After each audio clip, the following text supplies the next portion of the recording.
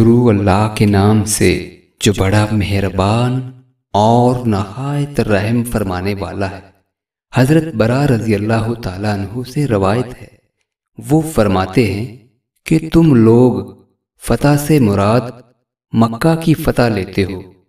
فتح مکہ تو بہرحال فتح ہی تھی، لیکن ہم غزوہ حدیبیہ کی بیت رضوان کو حقیقی فتح سمجھتے ہیں۔ اس دن ہم رسول اللہ صلی اللہ علیہ وآلہ وسلم کے ساتھ 1400 آدمی تھے۔ حدیبیہ نامی ایک کنواں وہاں پر تھا۔ ہم نے اس میں سے اتنا پانی کھینچا کہ اس کے اندر ایک قطرہ بھی پانی باقی نہ رہا۔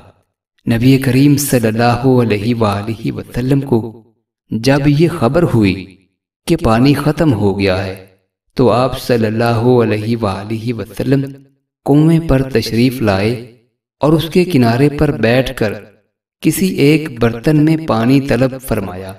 اس سے آپ صلی اللہ علیہ وآلہ وسلم نے وضو کیا اور کلی کی اور دعا فرمائی، پھر سارا پانی اس کنویں میں ڈال دیا۔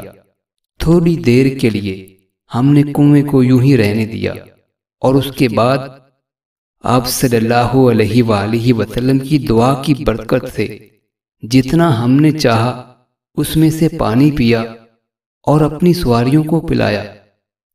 رسول اللہ صلی اللہ علیہ وآلہ وسلم نے فرمایا، اللہ سے پناہ مانگا کرو آزمائش کی مشقت، بدبختی کی پستی، برے خاتمے اور دشمن کے ہنسنے سے۔